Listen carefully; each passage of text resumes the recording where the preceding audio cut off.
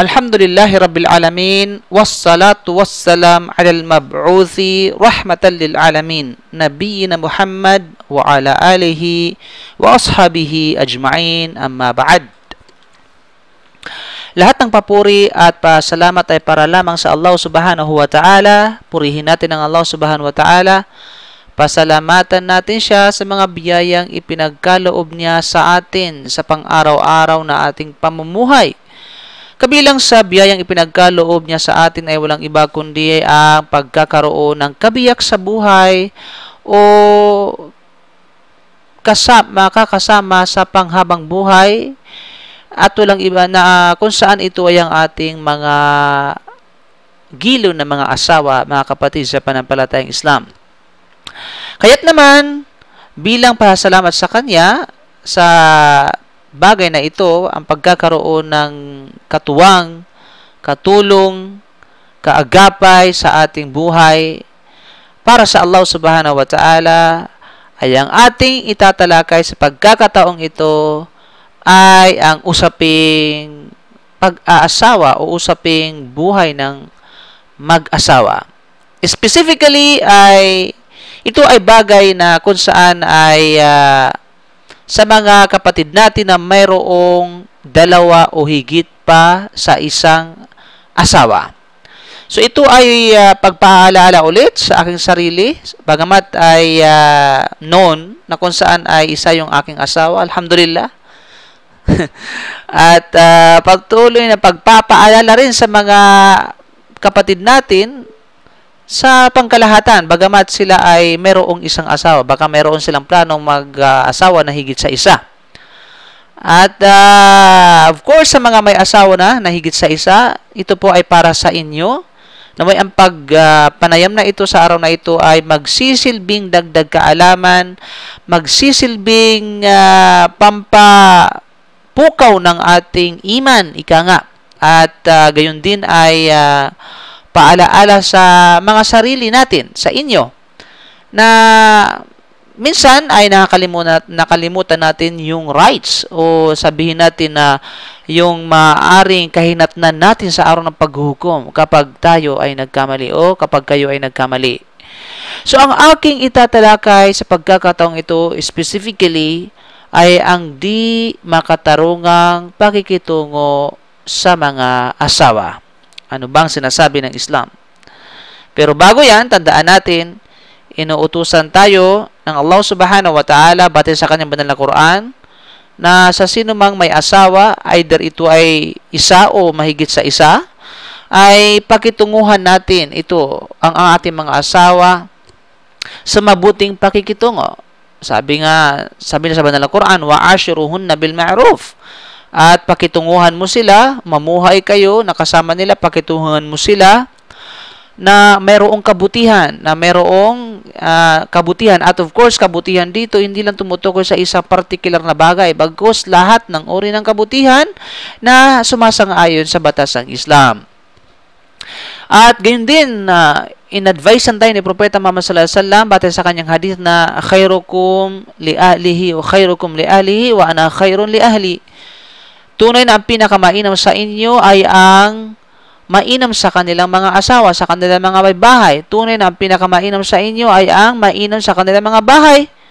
At ako ang pinakamainam sa aking may bahay. So walang duda, pagdating sa karapatan at pagdating sa pagbibigay ng karapatan sa ating mga asawa at pagsunod sa kanila, sa mga kababaihan, pagsunod sa kanilang mga asawa, at gayon din ang pakbuting pakikitungo sa ating mga asawa, at gayon din ang babala sa hindi di makatarong ang pakikitungo sa mga asawa, ay matatagpuan natin yan sa mga babala ni Propeta sallallahu alaihi wasallam. Ngunit ang mabuting pakikitungo sa kanila, pagbibigay sa kanila ng karapatan, kung ano yung dapat na ibigay sa kanila, paano pakitunguhan, ang tangi lamang nagbibigay ng talagang ganap na tamang pamaraan at pakikitungo ay walang iba kundi si Propeta Muhammad sallallahu alaihi wasallam. Kaya't siya lamang ang ating huwaran. Kaya nga't payo ko sa aking sarili at ganyan sa atin lahat kung paano natin pakitunguhan ang mga ating mga asawa, gayon din kung paano pinakitunguhan ni Propeta Muhammad sallallahu alaihi wasallam ang kanilang mga asawa. So yun ang susundin natin mga kapatid. Dahil once na kapag tumaliwas tayo sa pamaraan ni Propeta sallallahu alaihi wasallam, tayo ay maliligaw. Magkakaroon talaga ng kaguluhan, magkakaroon talaga ng hidwaan, magkakaroon talaga ng suliranin sa loob ng tahanan sa pagitan ng may asawa, sa pagitan ng mag-asawa. Okay? So payo ko sa aking sarili ulit at sa pangkalahatan na sundin lagi natin ang sunna at ang Quran sa pang-araw-araw na ating ginagawa, higit lalo sa usaping pag-aasawa o sa pagitan ng mag-asawa. Isa sa mga mahalagang bagay na ipinag-utos ng Allah subhanahu wa ta'ala na nasusulat sa kanyang aklat ay ang makatarungang pakikitungo sa mga asawa. Ang sabi ng Allah subhanahu wa ta'ala, ito matatagpo sa Surah An-Nisa, verse 129 ng banal na Quran, ba'da a'udhu billahi minash shaitanir rajim, وَلَن تَسْتَطِيعُوا أَن تَعْدِلُوا بَيْنَ النِّسَاءِ وَلَوْ حَرَصْتُمْ فلا تميلوا كل الميل فتذروها كالمعلقة وإن تصلحوا وتتقوا فإن الله كان غفورا رحيما. Sabi niya, at kailanman ay hindi ninyo makakayanan o kayong mga kalalakihan na ipatupad ang ganap na pagkakapantay-pantay sa pagitan ng inyong mga asawa, hingil sa pagmamahal at sa pagiging malapit nila sa inyong mga puso. At kahit ano pa ang inyong gawin na pagsusumigasig. Kung kaya, huwag ninyong pabayaan o pababayaan ng sinumang hindi masyadong malapit sa inyong puso mula sa inyong mga asawa, na mailalagay ninyo siya sa isang sitwasyong alanganin na parang babaeng walang asawa, gayong hindi naman siya hiniwalayan. Dahil kapag ginawa niyo ito ay magkakasala kayo. Subhanallah, ito ay babala sa atin ng Allah subhanahu wa ta'ala na sa mga mayroong higit sa isang asawa na huwag niyang ibaling masyado sa isang asawa niya na mayroong mas mataas o mas nakakaangat ang pagmamahal niya kaysa sa isa. At huwag niyang pabayaan yaong masyadong hindi niya mahal ika nga sa kanyang puso, yung kanyang isang asawa, na para bang sila ay pinabayaan ninyo, na kung saan ay parang walang asawa, na meron namang asawa na hindi naman hiniwalayan. So ito'y babala sa atin ng Allah subhanahu wa ta'ala.